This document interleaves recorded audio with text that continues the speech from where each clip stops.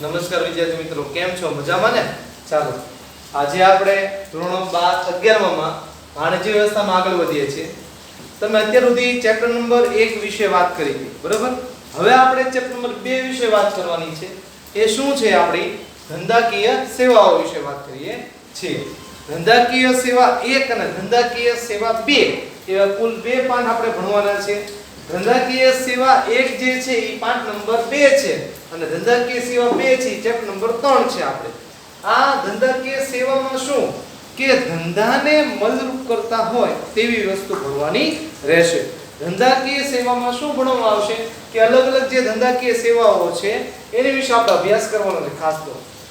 જેમાં બેંક આવશે, વીમો આવશે, વખાર આવે, પછી ટપાલ સેવા આવે, જે ધંધાને મદદ કરતા હોય, જે ધંધાને મદદ કરતા હોય તેવી સેવાઓ આપણે ભણવાની છે ખાસ તો. પરિવાર જે ધંધાને મદદ કરતા હોય તેવી સેવાઓ આપણે અભ્યાસ કરવાની છે ખાસ તો.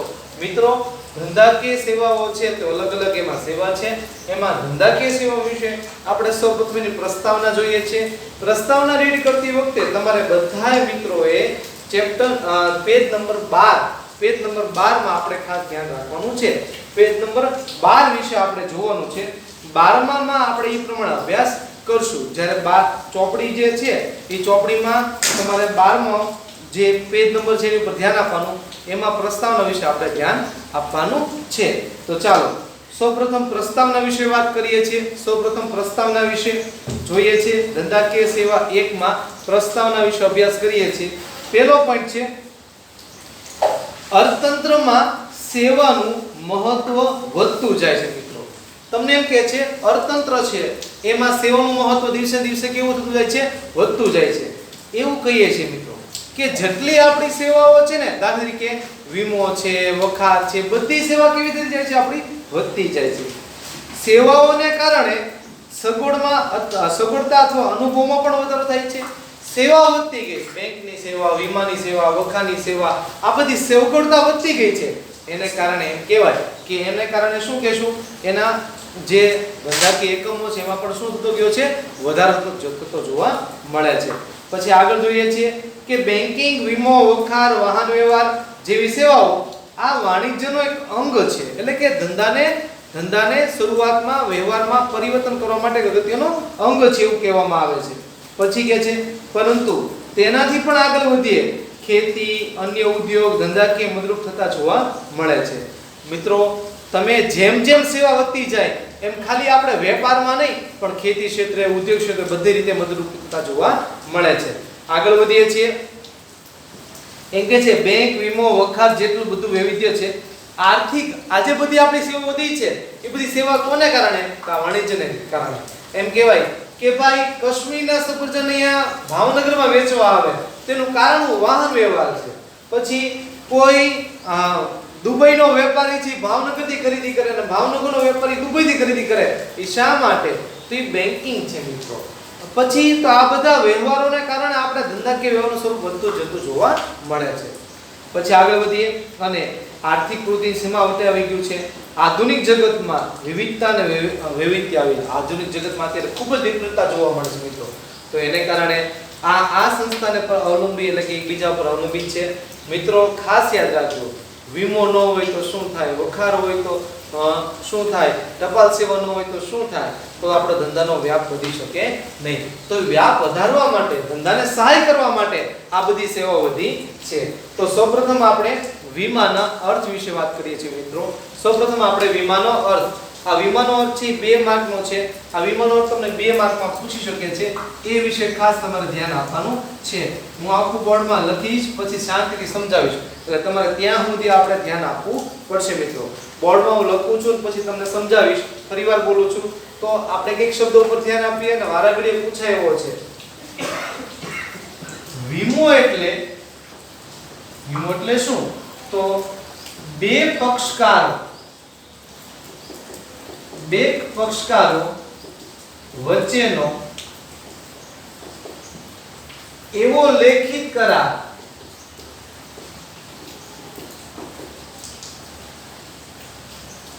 કે જે દ્વારા વીમો લેનાર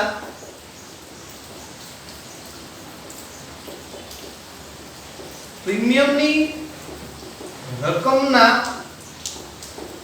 અવેજના બદલામાં વીમો ઉતારનાર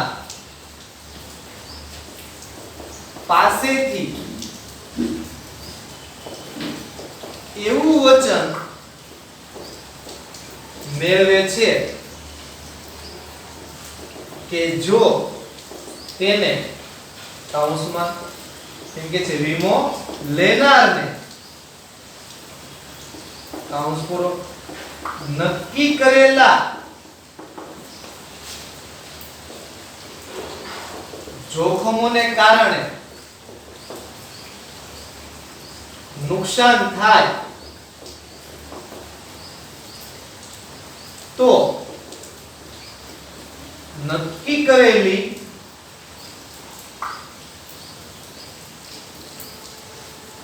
કરેલી રકમની મર્યાદામાં અને નક્કી કરેલી ગણતરી પ્રમાણે આર્થિક નુકસાન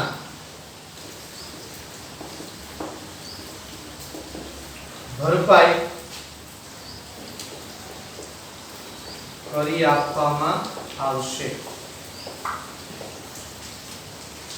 મિત્રો હવે સમજીએ છીએ, એની પર ધ્યાન આપીએ છીએ. જુઓ તો વીમો એટલે શું? તો વીમો એટલે બે પક્ષકાર વચ્ચે, વીમો એટલે શું મિત્રો?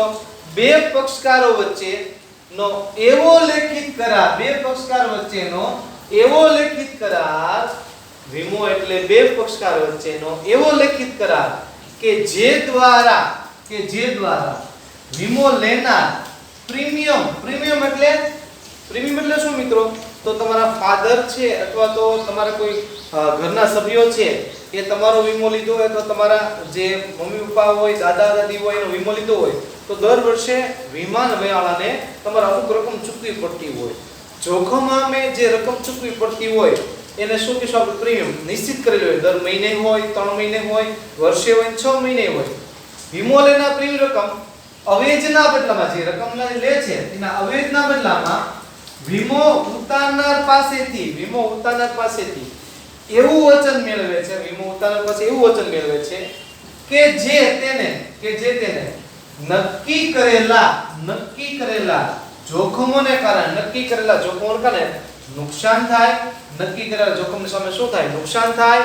અને નક્કી કરેલી રકમની મર્યાદામાં નક્કી કરેલી ગણતરી પ્રમાણે આર્થિક નુકસાન ભરપાઈ કરી આપવામાં આવે છે. એટલે શું કરી આપવામાં આવે છે? આર્થિક નુકસાન ભરપાઈ કરી આપવામાં આવે છે. વીમો એટલે શું? બે પક્ષકારો વચ્ચેનો એવો લેખિત કરાર છે. બે પક્ષકાર વચ્ચેનો એવો લેખિત કરાર છે મિત્રો. બે પક્ષકાર વચ્ચેનો એવો લેખિત કરાર છે કે જે દ્વારા વીમો લેનાર હોય, દાખલા તરીકે એક વીમા કંપની નામ આપો મિત્રો, તો LIC આપણી છે. માર્કેટમાં લગભગ 10-15 કંપનીઓ છે, આપણે નામ લઈએ છીએ ખાલી LIC છે, પછી બજાજ આલિયાન્સ છે, ICICI પ્રોડ્યુસર છે, ભારતીય એક્સ્ટ્રા છે, આવી અસંખ્ય કંપનીઓ છે. પણ આપણે LIC બધા જાણતા હોય એટલે એનું ઉદાહરણ લઈએ છીએ. બે પક્ષકાર કોણ? એક LIC અને સામેનો વ્યક્તિ જે વીમો લેનાર હોય તે. એટલે એક LIC આ એક પક્ષકાર, જે વીમો વ્યક્તિ ઉતારનાર છે બીજો પક્ષકાર. બે પક્ષકાર થયા. બે પક્ષકાર વચ્ચે એવો લેખિત, આ બે વચ્ચે શું થાય? એક કરાર થાય મિત્રો. કરાર થાય. કેવો કરાર થાય? કે તમારે દર મહિને દર વર્ષે એટલા પૈસા ચૂકવવાના છે, એમાંથી તમને એટલું વળતર મળશે.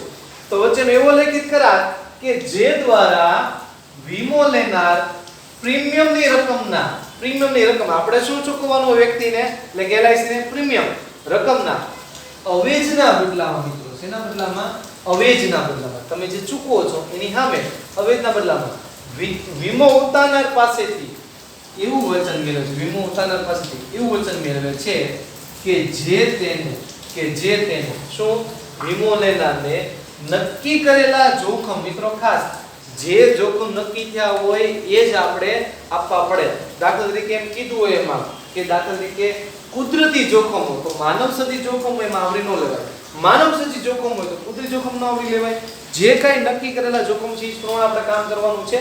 તો કે જે નક્કી કરેલા જોખમોને કારણે નુકસાન થાય, જો એ નુકસાન થયું હોય, આપણે મકાનનો વીમો ઉતરાવીએ છીએ, આપણો પોતાનો વીમો ઉતારતા હોઈએ છીએ, તો જે નક્કી કરેલા જોખમને સામે નુકસાન થાય અને નક્કી કરેલ રકમ જ્યારે વીમો ઉતારતા હોઈએ ત્યારે ઓલરેડી એ રકમ નક્કી થયેલી હોય, તો નક્કી કરેલ રકમની મર્યાદામાં અને નક્કી કરેલી ગણતરીમાં પ્રમાણે આર્થિક નુકસાન શું કરવાનું છે? આર્થિક નુકસાન ભરપાઈ કરી આપવામાં આવે છે. આર્થિક નુકસાન કરવામાં આવે છે, ભરપાઈ કરી આપવામાં આવે છે. તેને શું કહીશું આપણે? વીમા તરીકે ઓળખવામાં આવે છે. ફરીવાર મારી સાથે બોલજો બધા મિત્રો, ઘરે બેઠા બેઠા આપણે બોલવાનું છે. વીમો એટલે શું?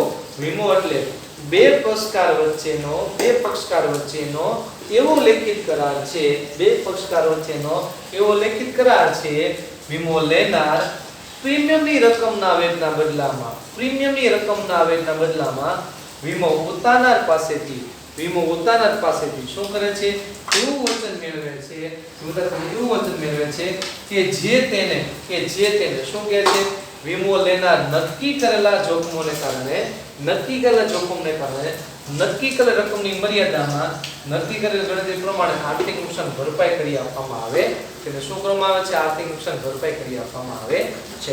ફરીવાર વીમો એટલે શું મિત્રો? બે પક્ષકાર વચ્ચેનો એવો લેખિત કરાર છે કે જે દ્વારા પ્રીમિયમની રકમ અવેજના બદલામાં વીમો ઉતારનાર પાસેથી એવું વચન મેળવે છે કે જે તેને વીમો લેનાર નક્કી કરેલા જોખમને કારણે નુકસાન થાય અને નક્કી કરેલ રકમની મર્યાદામાં ગણતરી પ્રમાણે નુકસાન ભરપાઈ કરવું પડે છે. સામાન્ય હાવ દ્રશ્ય સમજાવું તમને. વીમો એક આપણે છીએ અને વીમા કંપની છે. વીમા કંપની દર મહિને હું પૈસા આપું છું, દર વર્ષે પૈસા આપું છું. એ પૈસા લઈ જાય મારી પાસેથી, મને હું આપે કે મને લખ્યું હોય કે ભાઈ તમારી દુકાન ઉપર મેં વીમો ઉતરાવ્યો, દુકાન ઉપર લખ્યું હોય જો દુકાનમાં ચોરી થાય તો એની સામે રક્ષણ મળશે, પછી લૂંટફાટ થાય તો એની સામે રક્ષણ મળશે. મિત્રો એમાં નક્કી કરેલું હોય. હવે સાંભળજો, દાખલા તરીકે કુદરતી હોનારતમાં ધરતી કમાવાની દુકાન પડી જાય અને એમાં લખ્યું હોય કુદરતી હોનારતમાં આવું થશે નહીં, પૈસા નહીં મળે, તો એ પૈસા મળવાપાત્ર છે નહીં. એટલે જે નક્કી કરેલી રકમ હોય, નક્કી કરેલા જોખમ હોય એ જ સામે તમને પ્રોટેક્શન મળશે, બાકી પ્રોટેક્શન મળશે નહીં. ઓકે, તો આ રીતે મિત્રો તમારો વીમાનો અર્થ તો જોવા મળે. સામાન્ય અર્થ કાંઈ એમાં એટલું યાદ રાખવાનું છે આપણે શું કરવાનું કે આપણે પૈસા ભરીએ છીએ એ પૈસાની સામે આપણે શું કરવાનું છે? એ નુકસાન ભરપાઈ કરવાનું રહેશે. ઓકે, તો હવે એની કરતા આગળ વધીએ છીએ મિત્રો. તો વીમાનો અર્થ તમારે એક વખત યાદ નહીં રહે, 5 વખત 10 વખત લખવો પડશે. લખીને તમે જેમ જેમ યાદ રાખશો એમ યાદ થતો જોવા મળશે. અને કટકા પાડતા રહેજો. એમાં એક કટકે યાદ નહીં રહે, એમાં કટકા પાડશો તો યાદ રહેશે. તો એમ કે છે, ફરીવાર હું એક વાર સમજાવી દઉં તમને, બરાબર? વીમો એટલે શું? બે પક્ષકાર વચ્ચેનો લેખિત કરાર છે. એટલે યાદ રાખો, બે પક્ષકાર વચ્ચેનો શું લેખિત કરાર છે જેમાં વીમો લેનાર પ્રીમિયમની રકમના અવેજના બદલામાં વીમો ઉતારનાર પાસેથી વચન મેળવે છે. વીમો ઉતારનાર પાસેથી શું મેળવે છે? વચન. આટલું યાદ રાખો. પહેલાનો ટોપિક અહીંયા સુધી પૂરો કરી દો કે વીમો ઉતારનાર પાસેથી શું મેળવે છે? વચન મેળવે છે. પછી કે જો તેને વીમો ઉતારનાર પાસેથી નક્કી કરેલા જોખમને કારણે નુકસાન થાય, જે નક્કી કરેલા જોખમ એને અમે શું થાય છે? નુકસાન થાય, તો નક્કી કરેલ રકમની મર્યાદામાં નક્કી કરેલ ગણતરી પ્રમાણે આર્થિક નુકસાન ભરપાઈ કરી આપવામાં આવે છે. Okay, this clear? તો ચાલો આગળ વધીએ છીએ. તો એમાં કે છે વીમો છે એ વીમો હંમેશા કેવો છે? લેખિત કરારના એમ છે. વીમાને લેખિત કરારને વીમાની પોલિસી તરીકે ઓળખવામાં આવે છે. આ વારાઘડીએ પૂછાય છે. વીમાના લેખિત કરારને વીમા પોલિસી તરીકે ઓળખવામાં આવે છે. તો મિત્રો તમને એવો પ્રશ્ન પૂછે, પોલિસી એટલે શું? પોલિસી એટલે શું? તો વીમાના લેખિત કરારને પોલિસી તરીકે ઓળખવામાં આવે છે. વીમાના લેખિત કરારને શું કહીશું આપણે? પોલિસી તરીકે ઓળખવામાં આવે છે મિત્રો. પછી આગળ એ વીમો છે ને મિત્રો, વીમો જોખમ દૂર નથી કરતા. પરંતુ જે અનિશ્ચિતતા આવે છે એની સામે પ્રોટેક્ટ આપે છે, એમ કે છે અનિશ્ચિતતામાં શું આપે છે? નુકસાનનું વળતર મળે છે. નુકસાનનું શું મળે તમને? નુકસાનનું વળતર મળે છે. શું મળે છે? નુકસાનનું વળતર મળે છે. રેડી? ફરીવાર યાદ કરીએ છીએ, વીમો છે લેખિત કરારને વીમાના લેખિત કરારને વીમા પોલિસી તરીકે ઓળખવામાં આવે છે. જોખમ છે તેમ કે છે ઈ જોખમ છે આપણે શું મળે છે? એમ કહેવાય કે જોખમ તો નથી કરતું, પરંતુ નુકસાનને સામે શું મળે તમને? વળતર મળતું જોવા મળે છે. ઓકે વિદ્યાર્થી મિત્રો, તો હવે જે ટોપિક છે આપણો પછીનો એ સિદ્ધાંતો છે. સિદ્ધાંતો ક્યારે ભણીએ? કંઈક થોડુંક તમે વીમા વિશે જાણો ત્યારે, પરંતુ આ સિદ્ધાંતો અત્યારે આપણે ભણતા નથી. એ સિદ્ધાંતને બદલામાં આપણે પછી થોડો એક મુદ્દો આપણે લેપ્સ કરીને એના પ્રકારો વિશે મિત્રો વાત કરીએ છીએ ખાસ, કે આ પ્રકારો છે જો તમને ધીમે ધીમે આવડશે તો એની વિશે તમને સિદ્ધાંતો થોડોક યાદ રહેતા જોવા મળશે. ફરીવાર યાદ કરીએ, અર્થ કર્યો તમે એના વીમા પોલિસીનો યાદ કર્યો. પછી એવું હોય પ્રીમિયમ એટલે શું? તો પ્રીમિયમ એટલે શું? નુકસાનના વળતરની સામે ચૂકવવામાં આવતી રકમને શું કહેશું આપણે? પ્રીમિયમ તરીકે ઓળખવામાં આવે છે. તો હવે આપણે એની વિશે પ્રકાર વિશે કરીએ છીએ. શું? વીમાના પ્રકાર વિશે અભ્યાસ કરીએ છીએ. કોના પ્રકાર વિશે? વીમાના પ્રકાર વિશે અભ્યાસ કરીએ છીએ. ચાલો મિત્રો, આ હું જવા દઉં છું, પછી આપણે આગળ ભણીશું. આપણે જે ફરજિયાત આ યાદ રાખો, એક વખત આપણે બોલવાથી સમજવાથી યાદ નહીં રહે મિત્રો. આ એક વખત રોજ તમે 2-3 વખત લખશો તારે યાદ રહેશે. ઓકે, તો ચાલો આ જવા દઉં છું. પછી આપણે એના પ્રકાર વિશે ભણવાનું છે મિત્રો. સિદ્ધાંતો વિશે આપણે વાત કરતા નથી. સિદ્ધાંતો પછી થોડુંક વીમા વિશે જાણશું. તમારો બધાનો વીમો હશે મિત્રો. અત્યારે ખાસ એ વીમા પોલિસી અસ્તિત્વમાં છે હાલના સંજોગોમાં. એ કઈ છે તમને ખબર છે? કોરોના વાળી વીમા પોલિસી. તમે અત્યારે વીમા પોલિસી 1000 રૂપિયા લ્યો તમને 5 લાખ સુધી વીમા પોલિસી કોરોનાની આપે છે. એમ અલગ અલગ જ્યારે પણ આવા મહામારીના રોગો આવે ત્યારે વીમા પોલિસી આપતી જોવા મળશે. તો એ માટે એમ કે છે કે નવી પોલિસી માર્કેટમાં અત્યારે લગભગ કેટલાય કંપનીઓ વીમા માટેની પોલિસી અલગ કોરોના માટેની પોલિસી બહાર પાડે છે. વેક્સિનની પોલિસી પણ ધીમે ધીમે આવી રહી છે કે જ્યારે વેક્સિન શોધાઈ જાય તો એનો ખર્ચ બહુ ઊંચો આવતો હોય, તો એનો ખર્ચ ઊંચો આવે તો માટેની પણ એની પોલિસી સરકાર બહાર પાડશે કદાચ. ચાલો હવે આપણે એના પ્રકાર વિશે વાત કરીએ છીએ. વીમાના પ્રકાર જોઈએ છે મિત્રો. વીમાના પ્રકાર યાદ રાખજો. વીમાના મુખ્ય 2 પ્રકાર છે. વીમાના મુખ્ય કેટલા પ્રકાર છે? 2. એક છે જીવન વીમો, જીવનનો વીમો અથવા જીવન વીમો, અને બીજો છે આપણે સામાન્ય વીમો. તમારા વાહનના જે વીમા આવે ને મિત્રો, આપણે ગાડીના વીમા, એ કયો વીમા આવે છે? આપણે સામાન્ય વીમો તરીકે ઓળખવામાં આવે છે. જીવન વીમામાં 2 વીમા છે મુખ્ય. પહેલો છે જિંદગીનો વીમો, અને બીજો છે હયાતીનો વીમો. મિત્રો વીમાના પ્રકાર 2 છે, જીવન વીમો અને સામાન્ય વીમો. જીવન વીમા 2, જિંદગીનો વીમો અને હયાતીનો વીમો. જ્યારે સામાન્ય વીમામાં વાત કરીએ, એમાં મુખ્ય 3 પ્રકાર છે. પહેલો પ્રકાર છે એમાં તો એમ કે છે કે માલની હેરફેરનો વીમો,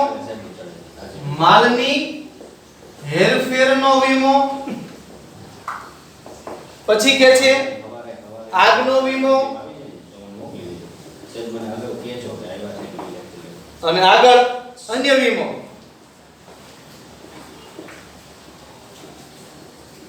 ચાલો ફરીવાર સામાન્ય વીમો કેટલા પ્રકારના છે? સામાન્ય વીમો 3 પ્રકારના છે. માલની હેરફેરનો વીમો, આગનો વીમો અને અન્ય વીમો. માલની હેરફેરના વીમોમાં જોવા જઈએ તો 3 પ્રકાર છે. એમાં પણ પહેલો દરિયા વીમો. મિત્રો દરિયામાં આપણે જ્યારે માલ મોકલતા હોઈએ છીએ ત્યારે ડૂબી ન જાય તેની માટેનો વીમો હોય છે, જેને કહેવાય દરિયા વીમો. બીજો હવાઈ વીમો, અને ત્રીજો વીમો છે માર્ગ વીમો. એ જ રીતે આગના વીમામાં કોઈ તમારી દુકાન અથવા તો ઘરમાં આગ લાગે તેવા સંજોગોમાં આપણે ફેરફાર કરે દરિયા વીમો, હવાઈ વીમો, માર્ગ વીમો. હવે અન્ય વીમોમાં જોવા જાય મિત્રો તો અન્ય વીમોમાં ઘણા બધા છે. અન્ય વીમોમાં આપણે જોઈએ છીએ અસંખ્ય નામ છે. નફા નુકસાનનો વીમો, સ્વાસ્થ્યનો વીમો, લૂંટફાટનો વીમો, ઢોર-ઢાકરનો વીમો, સમૂહ વીમો, રમત-ગમતનો વીમો, વાહનનો વીમો, શાકનો વીમો, ત્રાહિત પક્ષનો વીમો, છેતરપિંડી, તમારી સામે કોઈ છેતરપિંડી મિત્રો કરે એનો પણ વીમો હોય છે. પછી કે છે અકસ્માતનો વીમો, કુદરતી આપત્તિનો વીમો અને કામદાર વળતરનો વીમો. આમાંથી તમે 7-8 યાદ રાખો તો પણ ખૂબ જરૂરી છે. ઘણા વીમાના પ્રકારો છે તેમાં કે છે નફા નુકસાનનો વીમો, સ્વાસ્થ્યનો વીમો, લૂંટફાટનો વીમો, ઢોર-ઢાકરનો વીમો, સમૂહ વીમો, રમત-ગમતનો વીમો, વાહનનો વીમો, શાકનો વીમો, ત્રાહિત પક્ષનો વીમો વગેરે જોવા મળે છે.